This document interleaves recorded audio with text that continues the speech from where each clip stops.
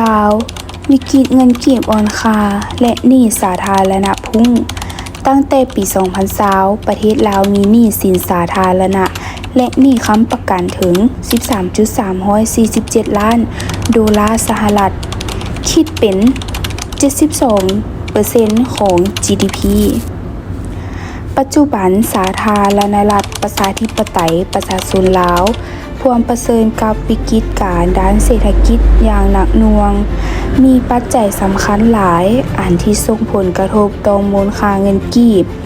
และอัตราเงินเฟ้อรวมในประเทศนี้สาเหตุของการอ่อนค่าของเงินกีบ 1. หนี้สินสาธารณะสูงประเทศลาวมีอัตราหนี้สินสาธารณะ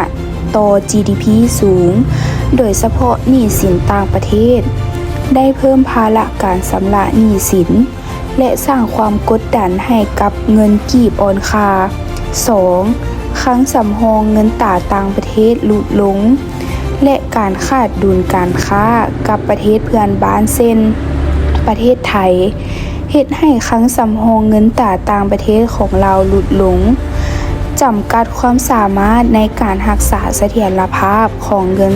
ตราของธนาคารกลาง 3. การเอื้ออิงการนำเข้าลาวต้องนำเข้าสินค้าอุปโภคบริโภคเป็นจำนวนหลวงหลายโดยเฉพาะจากประเทศไทย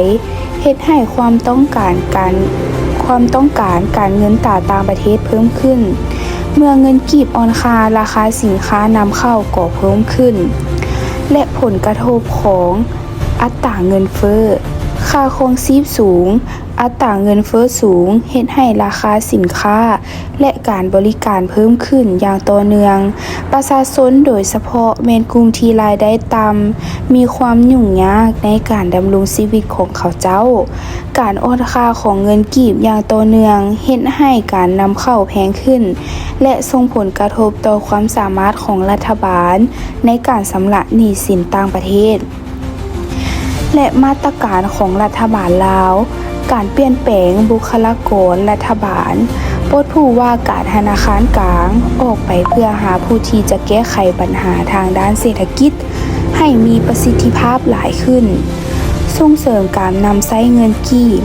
ได้มีการโฆษณาส่งเสริมให้ประชาชนนำใช้เงินกีบในการเฮ็ดธุรกรรมภายในประเทศเพื่อลดพ้นการพึ่งพาอาศัยเงินตราต่างประเทศและสร้างความมั่นคงของเงินตราภายในเซฟเงินกีบการเพิ่มเงินเดือนพนักงานของรั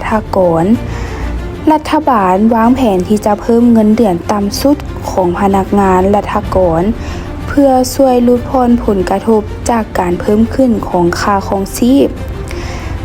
และสภาพการเศรษฐกิจลาวยังประสบกับความยุ่งยากหลายอย่างการฟื้นฟูเศรษฐกิจเรียกร้องให้มีการควบคุมและการร่วมมืออย่างมีประสิทธิผลจากทุกแขนงการและนี่ก็คือสภาพแวดล้อมและการปรับปรุงของวิกฤตเงินกีบอ่อนค่าขอขอบใจ